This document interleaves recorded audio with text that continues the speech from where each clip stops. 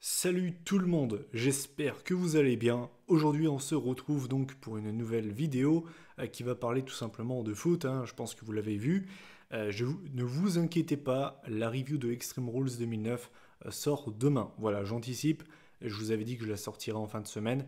Ne vous inquiétez pas, je la sors demain en début d'après-midi, comme ça, il n'y a pas de match, vous serez tranquille pour la regarder, il n'y a pas de souci. Enfin bref, du coup, voilà, je vais parler de foot aujourd'hui. Puisqu'il y avait les deux premiers quarts de finale de ce mondial. On avait donc France-Uruguay et Belgique-Brésil. Deux belles affiches, surtout le Brésil-Belgique, qui honnêtement aurait totalement pu être en finale. Ça m'aurait pas choqué. Donc voilà, je vais commencer bien évidemment par le match des Bleus. Donc France-Uruguay, c'est un match que j'attendais impatiemment et j'étais surtout assez stressé. Parce que même si l'Argentine avait beaucoup de qualité devant, avec par exemple Messi, Di Maria, tout le machin, je craignais plus l'Uruguay. Parce que c'est le genre d'équipe en fait relou à jouer, qui peut te faire sortir d'un match, qui est très solide devant et derrière, avec notamment Cavani, Suarez, Godin, Jiménez, Cáceres, il y a vraiment beaucoup de qualité. Et au milieu de terrain, ils sont pas dégueulasses non plus. Donc au final, c'était une équipe d'Uruguay que je trouvais vraiment très très solide. Et je m'attendais vraiment à une véritable guerre. Alors, pour notre avantage, et c'est triste pour lui, parce que moi c'est un joueur que j'aime bien, Cavani n'était pas apte à jouer. Du coup, tant mieux pour nous, ça a fait une grosse star en moins. Et au final, c'est un match qui a été quand même assez compliqué. Alors on a gagné 2-0, mais c'était pas si facile que ça. Mais bien évidemment, j'ai vibré devant ce match. Je trouve que l'équipe a super bien joué. Je trouve qu'on a été solide. Je vais blâmer personne, honnêtement. Il y a des joueurs qui ont été un petit peu en dessous. Mais je veux dire, je vais blâmer personne. Je vais blâmer personne. Le but de Varane, alors le but de Varane nous a tellement fait du bien. Et surtout, quand Varane a marqué ce but, j'ai directement repensé au but de Matt Hummels contre la France au Mondial 2014, où on avait perdu contre les Allemands 1-0. Et quand j'ai vu cette tête de Varane, je me suis dit, et si c'était un signe du destin? Honnêtement, c'est vraiment ce que je me suis dit à ce moment-là. Finalement, ensuite, on va mettre un deuxième but avec une frappe de Griezmann, avec encore une Karius. Décidément, depuis que Karius a fait sa double boulette en finale de Ligue des Champions, les gardiens enchaînent les boulettes, c'est quand même assez impressionnant. Sauf Hugo, notre Hugo national, qui a fait une parade monstrueuse quand on menait 1-0 en fin de première mi-temps, sur une tête, je crois, de Godin. Une parade extrêmement dure à faire, très clairement. Donc merci Hugo, parce que là très clairement c'était vraiment chaud. Et surtout pour moi cette parade c'est peut-être le moment du match, parce que si les Uruguayens avaient marqué à ce moment-là, ça aurait fait un partout. Juste avant la mi-temps en plus de ça. Donc je pense qu'ils auraient peut-être eu l'avantage psychologique. Et la deuxième mi-temps, je pense qu'on en aurait vraiment chié. Donc je dirais peut-être que c'est le tournant du match, cette parade de Hugo Lloris. Et pour ce qui est de Griezmann, je voulais quand même le souligner pour voir si je suis pas le seul à le penser. Je vais pas le blâmer, parce que l'air de rien, il met un but et une passe décisive, donc je ne peux pas blâmer un mec qui a été décisif sur les deux buts. Tu peux pas faire ça. Mais c'est vrai que honnêtement, en enlevant son but et son assist, je trouve qu'il a perdu énormément de ballons. Et j'ai envie de vous dire, son assist et son but le sauvent un peu. Parce que sans ça, je l'ai vraiment pas trouvé incroyable, Griezmann. Et l'air de rien, Griezmann, moi je suis désolé, je vais peut-être me faire des ennemis, mais je trouve que on le considère un peu comme la star de l'équipe de France. C'est vrai que honnêtement, je trouve qu'il déçoit un petit peu. Je ne sais pas ce que vous en pensez, peut-être qu'il n'y a que moi qui le pense, mais c'est vrai que Griezmann, voilà, en général, je taille beaucoup Giroud, qui au passage ne fait pas non plus un mondial incroyable, mais c'est vrai que Griezmann, pour le coup, on l'a mis sur un piédestal, on le considère un peu comme notre meilleur joueur, la star de l'équipe de France. Et c'est vrai qu'honnêtement, je trouve qu'il déçoit un petit peu. Voilà, donc je sais pas ce que vous en pensez, mais sinon, non, on a fait vraiment un très bon match. Vraiment, Lloris a été bon. Il n'a pas eu beaucoup de parades à faire, mais les rares qu'il a eu, il était présent quand il y a eu du danger. Derrière, ça a été très solide. Pavard, encore une fois, très bon. Lucas Hernandez, vraiment très bon aussi. Umtiti Varane, très solide. Au milieu de terrain, j'ai beaucoup aimé Pogba, qui fait un excellent mondial, et ça me fait tellement plaisir, honnêtement, parce qu'avant le mondial, il s'en prenait plein la gueule.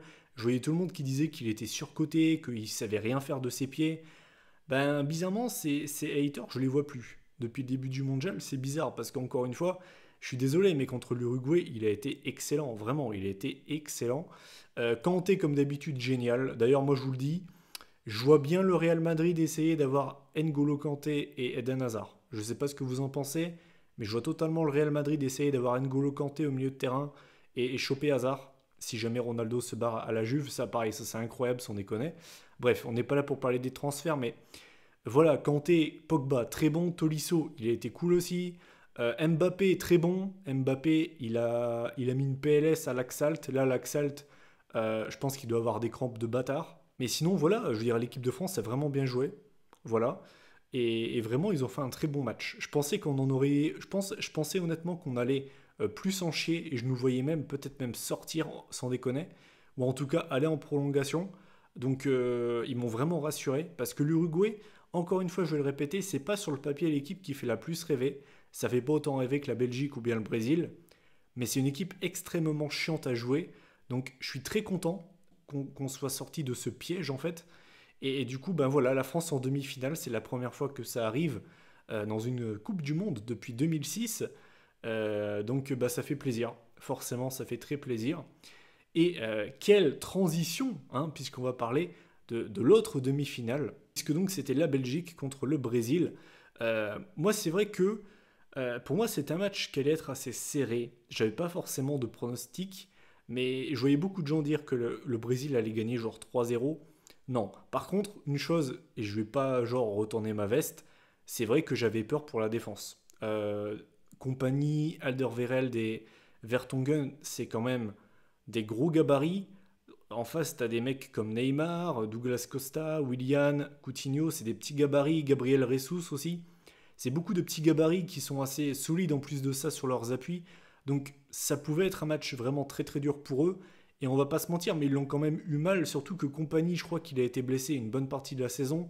Vertonghen, j'ai jamais été un immense fan de Vertonghen. Je dis pas qu'il est mauvais, mais pour moi il est juste bon en fait. Et Alderweireld, voilà, c'est pour moi c'est peut-être le meilleur défenseur belge. Et bon bref, tout ça pour dire qu'au final, bah, c'est un match qui a été très plaisant à voir. Les Belges ont très très bien joué devant. Pour moi, les trois hommes, allez les quatre, qu'il faut retenir côté belge, pour moi c'est Hazard, De Bruyne, Lukaku et Courtois. Courtois qui a été excellent, vraiment la parade qu'il fait contre Neymar, elle est énorme aussi. C'est pas du niveau d'Hugo Lloris, je trouve que celle de Lloris est quand même plus dure à sortir, mais celle de Courtois contre Neymar, elle est quand même vachement énorme. Lukaku a fait un très bon match, vraiment, il a fait un excellent match. Euh, on voit que Thierry Henry est coach de la Belgique, en tout cas coach, on va dire, les attaquants de la Belgique, ça se voit. Et je dis pas ça parce que c'est Titi Henry, hein, mais sans déconner, je veux dire, j'ai pas vu Lukaku faire ça à MU toute la saison. Donc je pense que MU va récupérer un Lukaku qui sera meilleur, surtout que pour sa première saison, il a déjà fait du très bon taf à United. Donc là, je pense qu'il va faire une saison monstrueuse s'il reste sur ce niveau-là. De Bruyne, vraiment très bon. On a retrouvé De Bruyne. C'est vrai que depuis le début du mondial, il était un petit peu décevant, on va pas se mentir. Et puis Hazard, il a été monstrueux. Moi, je suis désolé. Il y a eu une rumeur il y a pas longtemps comme quoi le Real Madrid aurait proposé 300 millions sur Neymar. Apparemment, ils ont dit que c'était pas vrai. Bon, bref, que ce soit vrai ou pas vrai, je pense que le Real devrait recruter Hazard si jamais Ronaldo se barre en tout cas. Parce que Hazard, c'est pas un joueur qui va simuler, c'est pas un joueur qui va se rouler par terre. Et je dis pas ça parce qu'il vient de Lille, parce que bon voilà, pour ceux qui ne le sauraient pas, je suis supporter du LOSC. Et, et ça me fait plaisir de voir où est Hazard en fait. Très clairement, je dirais Hazard, pour moi, c'est l'été ou jamais. S'il doit se barrer de Chelsea, je pense que c'est l'été. Je pense que c'est le moment ou jamais en fait, tout simplement. Et je le vois totalement aller au Real Madrid. C'est pas un joueur qui va planter 50 buts par saison, mais qu'est-ce qu'il est dur à marquer Eden Hazard ce soir, mais il a fait danser les Brésiliens. Je pense qu'avec Messi, c'est peut-être les deux joueurs de foot qui ont la meilleure conduite de balle Et c'est une véritable plaie en fait à les marquer et surtout à leur prendre la balle. À un moment donné, Hazard, il avait deux Brésiliens sur lui, il arrivait à garder la balle sans tomber, contrairement à Neymar. Et voilà, c'est impressionnant. Après, Fellaini, pareil, Fellaini, on le critique beaucoup, il est souvent trollé, Fellaini, pour sa coupe de cheveux et aussi pour son niveau, on va dire, balle au pied. On va dire que je vais le comparer à Matuidi. C'est-à-dire que c'est pas des joueurs qui vont te faire des roulettes, c'est des milieux défensifs, mais voilà, tu vois. Fellaini, c'est un petit peu le Matuidi belge. Mais moi, j'ai trouvé qu'il a vraiment été très bon ce soir. Et je trouve que vraiment, De Bruyne, Lukaku, Hazard devant, c'était monstrueux, hein. Vraiment, c'était monstrueux. Les défenseurs belges, ils n'en pouvaient plus. Ils n'en pouvaient plus, très clairement. Le travail de Lukaku sur le but de Bruyne, il est monstrueux. Je veux dire, voilà, sans déconner. Donc, bah, ça fait plaisir. Par contre, je pense qu'ils auraient dû faire débuter Douglas Costa dès le début du match, les Brésiliens. Parce que c'est vrai que Willian, depuis le début du mondial, il n'a pas fait un mondial foufou. Et Douglas Costa, il a du feu dans les jambes, ce mec. Enfin, c'est impressionnant. Il a une explosivité, sa première touche de balle, c'est impressionnant. Ce mec-là, c'est impressionnant. Je pense qu'il peut battre Mbappé. Mbappé, il a fait du 37 km/h. Je pense que Douglas Costa, il peut aller encore plus vite. Il est vraiment impressionnant. Et je pense que le Brésil aurait dû le mettre titulaire. Et pareil pour Gabriel Jesus, qui, pareil pour moi, m'a beaucoup déçu dans ce mondial. Moi, j'aurais mis Firmino, hein. Roberto Firmino, hein. Moi, honnêtement, hein, si j'étais le coach du Brésil, j'aurais mis Firmino et Douglas Costa avec Neymar et Coutinho devant. Mais bon, voilà, je ne suis pas l'entraîneur du Brésil. Le Brésil n'est plus là, et tant mieux, parce que, et je préfère le dire, je n'ai rien contre le Brésil. C'est une nation que j'ai jamais détestée. Mais je déteste Neymar. Je déteste Neymar. Encore une fois, il a à un moment donné plongé sur un contact avec Fellaini. Il s'est jeté comme une merde. Et au bout d'un moment, les arbitres, il va falloir mettre des cartons jaunes. Parce que les simulations, c'est juste pas possible. C'est relou en fait. Donc voilà, je veux dire, Neymar ce soir a été pour moi décevant. Et Hazard lui a mis une PLS. Il y avait ce duel à distance entre Hazard et Neymar. Très clairement, Hazard lui a pissé dessus. Eden Hazard, il a fait un match mais monstrueux. C'est l'une des plus belles performances de ce mondial. Très clairement. Il a peut-être pas mis un triplé. Vous voyez ce que je veux dire? Il n'a pas mis un triplé. Il n'a pas fait des roulettes à gogo. Mais il a été monstrueux. Il a été absolument monstrueux ce soir. Et j'espère que le Real Madrid va l'acheter, tout simplement. De un, parce que j'aime bien le Real. Et de deux, parce que je suis supporter de MU. Si Chelsea peut perdre Eden Hazard, moi personnellement, ça m'arrange. Donc voilà. Tout ça pour dire que je suis très content de cette victoire des Belges. Parce que bah, du coup, on a France-Belgique en demi-finale. Et c'est un petit peu le match que je voulais voir. On va pas se mentir. C'est dommage. Honnêtement, c'est dommage qu'on ne s'affronte pas en finale. Mais c'était juste pas possible. Et c'est vraiment dommage. Mais vraiment très content. Très content parce que ça veut dire que, quoi qu'il arrive, il y aura un pays francophone en finale.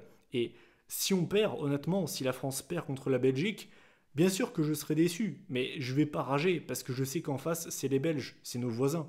Moi, je suis du Nord-Pas-de-Calais. J'habite à quoi? 1 heure de la Belgique environ.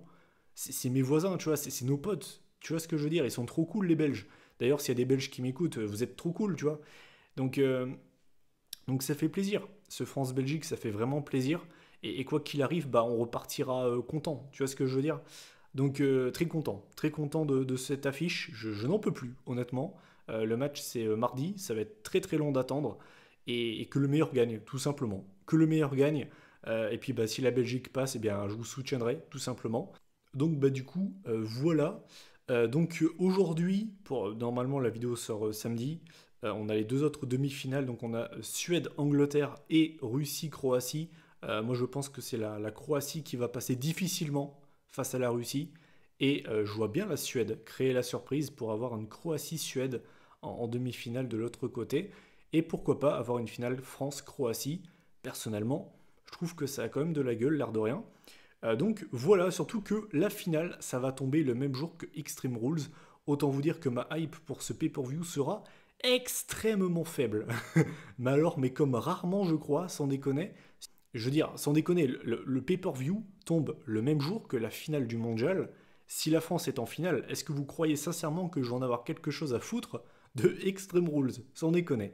Enfin bref, voilà. J'en ai terminé avec cette vidéo spéciale mondiale. Donc, bien évidemment, allez les Bleus. Le match, c'est mardi. J'espère qu'ils vont faire une fan zone dans ma ville. Je vais sûrement y aller, je pense, avec des bières et tout le machin. Du coup, voilà. Donc la prochaine vidéo, c'est demain. Euh, je sortirai donc la review de Extreme Rules 2009 et la vidéo pronostic preview de Extreme Rules 2018 sortira normalement jeudi si tout se passe bien ou au pire des cas vendredi. Voilà. Vous avez le programme des vidéos. Voilà. Donc moi je vous dis donc déjà à demain. Bon match de foot pour ceux qui vont regarder les deux autres demi-finales. Et puis sinon, on se retrouve demain. Donc moi, je vous dis à demain. Prenez soin de vous, réagissez en commentaire. Qu'est-ce que vous avez pensé des deux demi-finales de ce soir? En tout cas, je tourne la vidéo vendredi soir. Enfin bref, voilà. Allez, bon les gars, moi je vous laisse. À demain. Salut tout le monde.